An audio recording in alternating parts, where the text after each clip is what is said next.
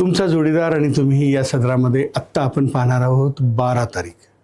मित्र हो, 12 तारखेचा जोडीदार मिळणं खरंच नशीबवान लोकांचं काम आहे.